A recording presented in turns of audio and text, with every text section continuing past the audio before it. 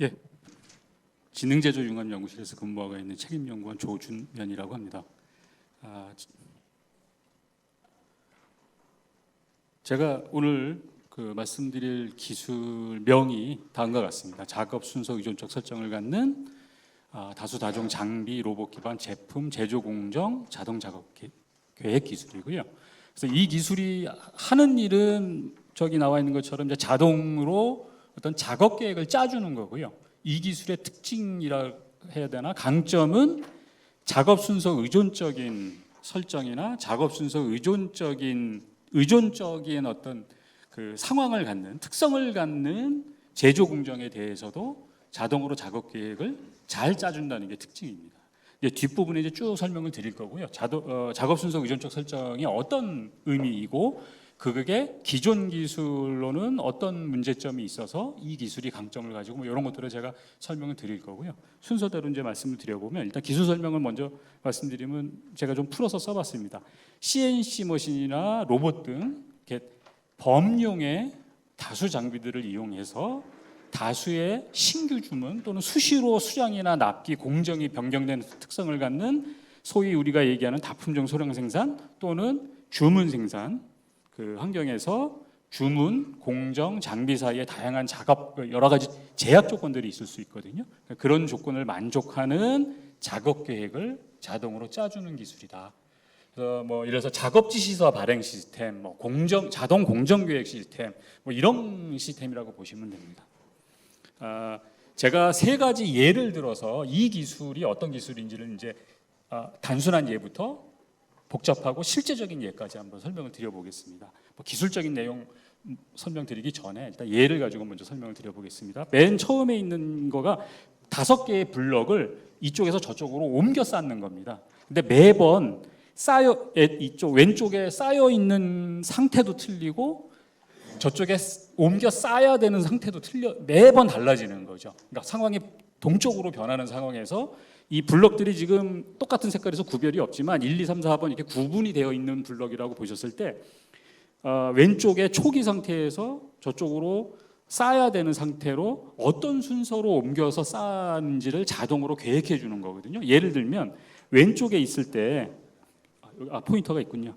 왼쪽에 쌓여 있을 때 3번 블럭이 2번 블럭 아래에 있었어요. 근데 오른쪽에 옮겨 쌓아야 될 때도 3번 블럭이 2번 블럭 아래로 가야 되는 형태로 쌓아야 되는데, 그때 작업 계획을 어떻게 해야 되느냐? 이 로봇이 할 수 있는 작업은 픽과 플레이스 두 가지 종류밖에 작업이 없어요. 근데 지금 3번 블럭이 2번 블럭 밑에 있으니까 2번 블럭을 여기다가 먼저 갖다 놓으면 안 되죠. 2번 블럭을 여기든 이 옆이든 아예 엉뚱한 데도 먼저 내려놓고 3번 블럭을 옮기고 그 위에 2번 블럭을 쌓아야 되죠. 더더군다나 3번 블럭이 지금 가운데에 있기 때문에 이 무식한 그리퍼로는 잡을 수가 없기 때문에 옆에 있는 1번 블럭, 5번 블럭을 먼저 떼낸 다음에 3번 블럭을 잡고 3번 블럭을 먼저 옮긴 다음에 2번 블럭을, 이런 식으로 그때 상황에 따라 작업 순서가 달라지는 거죠. 다양한 제약 조건이나 이런 것들을 고려해서 이런 문제이고요. 또 두 번째 예는 이게 이제 오더 피킹입니다. 오더 피킹. 그러니까 그러니까 고객이 주문한 상품들을 하나의 상자에 모아 담아서 패키징하는 건데요.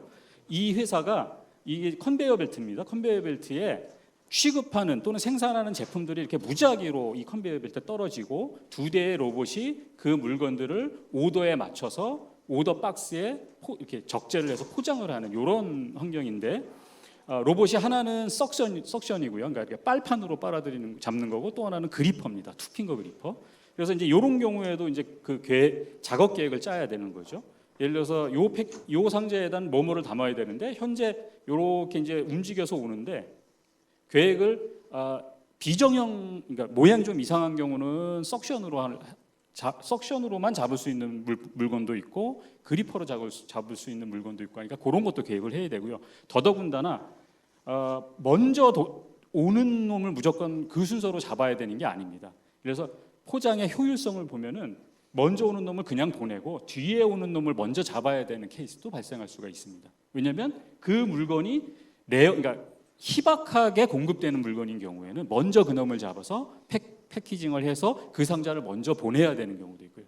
그러니까 이런 제약 조건이나 동적인 상황에서 작업 계획을 어떻게 자동으로 짤 것이냐 이런 문제고요.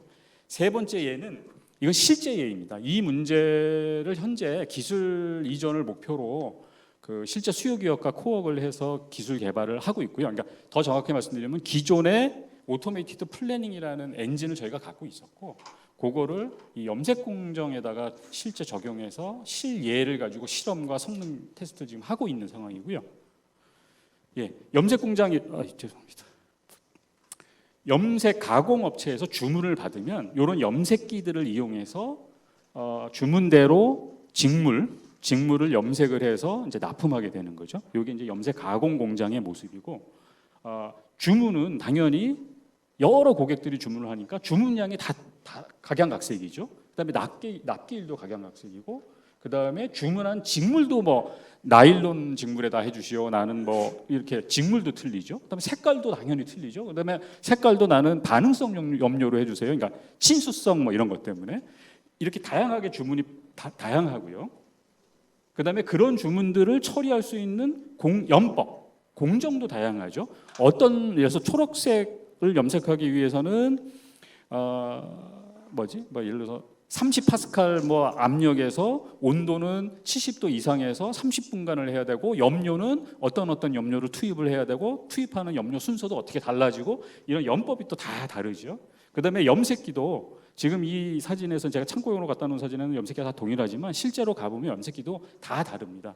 어떤 거는 고압 처리만 가능한 염색기도 있고 어떤 것들은 상압 처리만 가능한 것도 있고 당연히 또 용량도 다 차이가 있습니다. 어떤 용량은 1톤을 한 번에 1톤 무게의 직물을 한 번에 염색하는 것도 있고 어떤 거는 소량만 가공할 수 있는 염색기도 있고 그래서 이제 이런 염색 가공 현장에서 그 생산 계획이죠. 쉽게 얘기하면 생산 계획을 어떻게 자동으로 짜줄 것이냐 이 문제가 이제 세 번째 예이고요.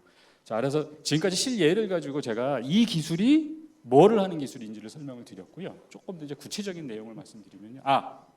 염색 가공 그 예를 조금 더 말씀드리면 그 회사 이게 실제 수요 기업하고 지금 코업을 하고 있다고 말씀드렸지 않습니까?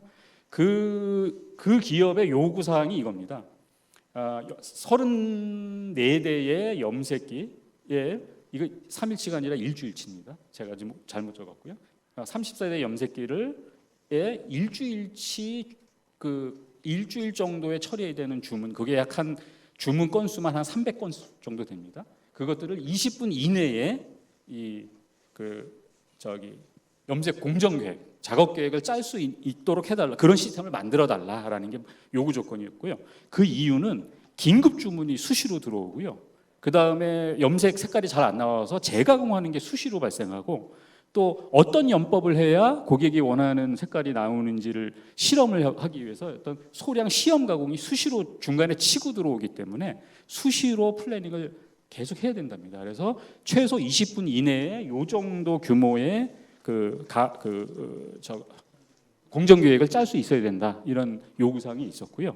근데 그거를 현재는 소위 얘기해서 한 20년 경험하신 분이 한 분이 앉아갖고 출근하셔서 매일 그것만 쉽게 해서 엑셀 파일 이만하게 펴놓고 긴급 주문이나 뭐 이런 소요가 있을 때마다 그 공정 계획을 계속 조정하고 다시 짜갖고 현장에 내려보내고 뭐 이런다고 합니다. 그래서 요구사항은 이 회사의 요구사항은 20분 이내에 공정 계획을 짤 수 있어야 되고 그렇게 짜지는 공정 계획이 현재 사람의 노하우로 하는 것보다 품질, 그러니까 효율성 측면에서 좋아야 된다는 게 요구사항이고요.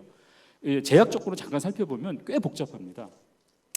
납기일 이내에 주문량을 염색할 수 있어야 되는 건 당연한 거고요. 그다음에 주문량이 염색기에 한 번에 처리할 수 있는 용량이 제한되어 있기 때문에 주문을 분할해서 염색할 수밖에 없고요. 어떤 경우는 주문이 한 80톤 이렇게 들어오는 경우도 있습니다.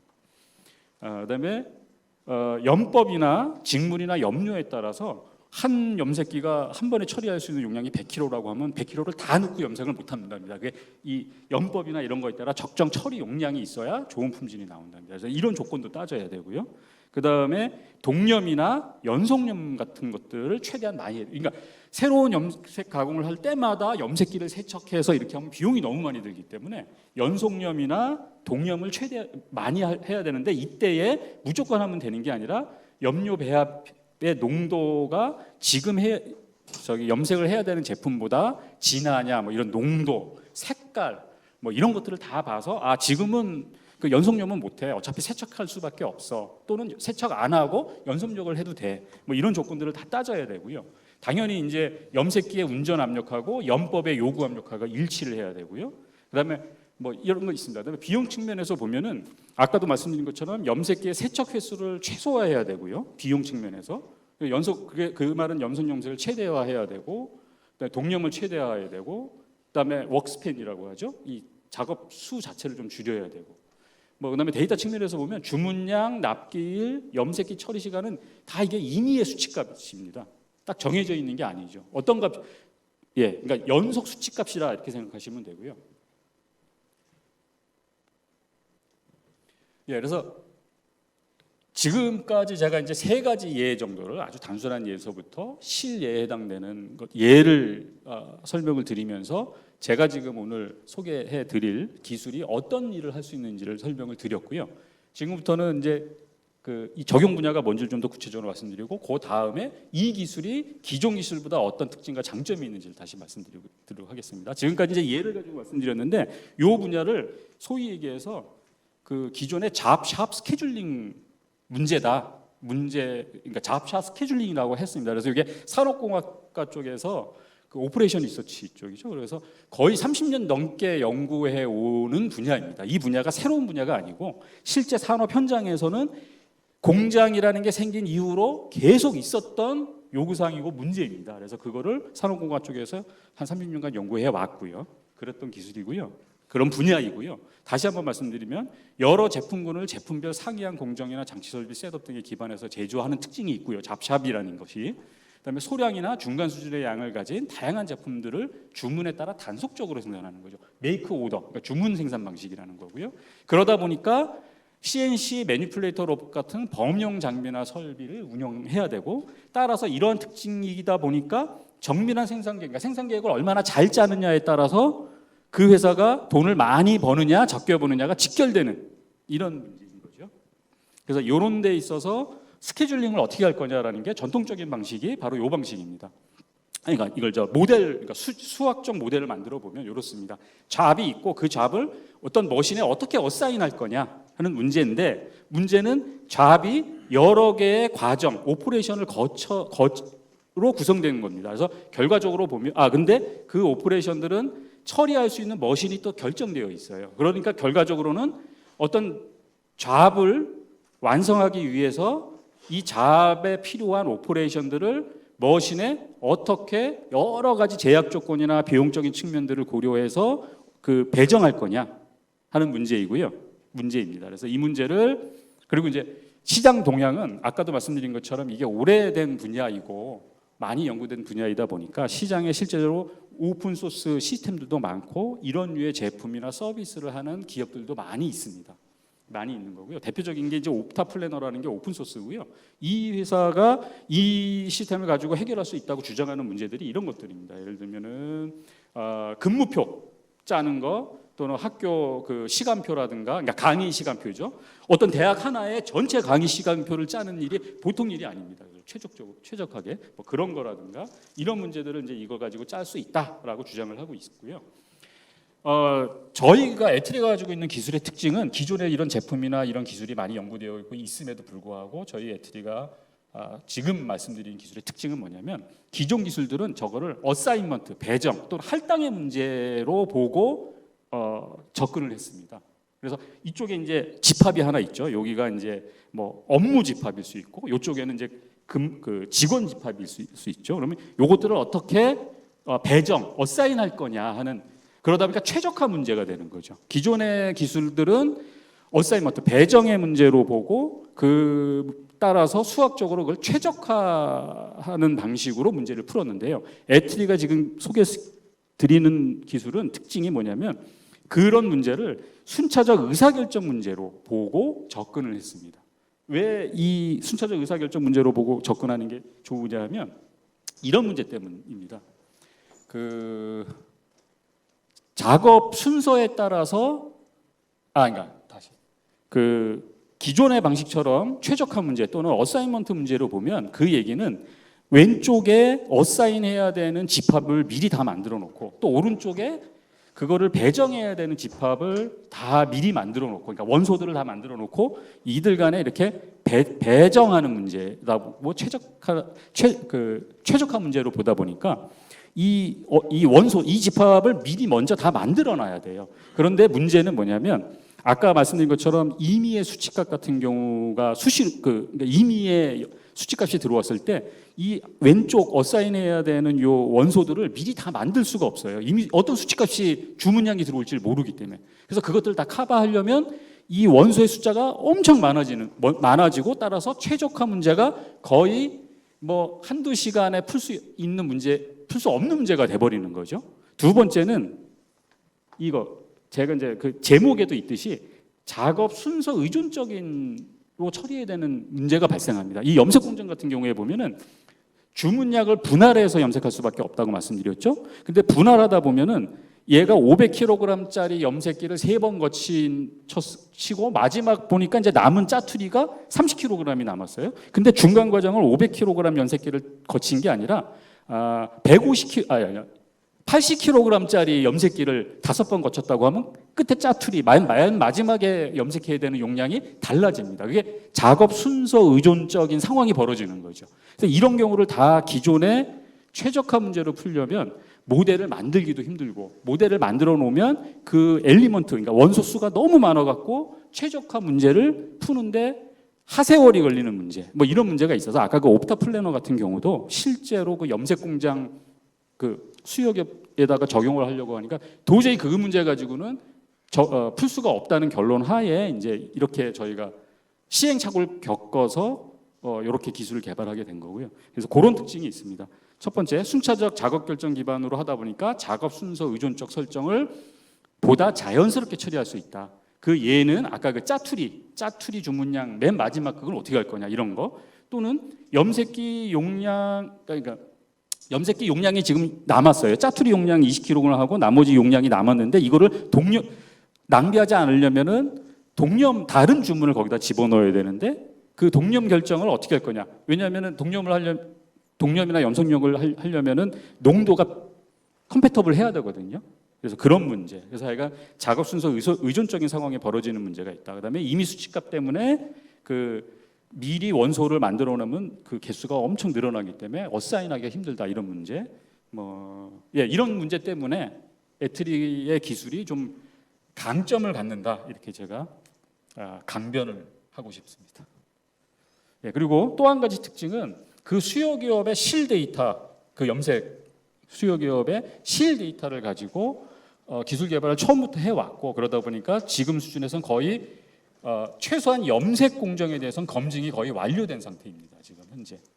그래서 뭐 지금 아직도 개발 중인 기술이고 실제 현장에 적용했을 때 어느 정도 성능이 나올지 알 수 없는 그런 수준이 아니고, 감히 말씀드리면 어느 정도 최소한 염색 가공 도메인에 있어서는 성능이 검증됐다, 뭐 이런 말씀을 드리고자 하고요. 이게 마지막 장표입니다. 기술 이전 범위는 저희가 이제 정확하게 얘기하면 이게 엔진 부분입니다. 엔진 부분을 시스템 자체를 기술 이전해 드릴 수 있고요. 그다음에 이제 이 수요 기업과 코웍을 하면서 앞에 전처리기하고 후처리기도 저희가 개발을 하고 있습니다. 근데 이제 전처리 같은 경우는 아마 다른 도메인에는 쓸모가 없을 거기 때문에 이건 당연히 검색 기술 이전 대상이 아닐 거고요. 후처리기는 이렇게 막 나온 이런 데이터들을 이렇게 간트 차트나 사람이 보기 좋도록 하는 게 이제 후처리기거든요. 그래서 이렇게 두 개가 기술 이전의 대상에 포함되고요. 뭐 기술 이전 요라든가 기술 문서는 어떤 것들이 포함되느냐, 소스 코드를 포함해서 가져가실 거냐, 아니면 실행 파일만 가져가실 거냐, 이런 것들은 제가 이 발표 자료는 정리를 안 했고요. 그거는 이제 상담이나 구체적으로 얘기가 진행되면 유도리 있게 결정할 수 있다, 이렇게 생각하시면 되겠습니다. 이상입니다. 고맙습니다.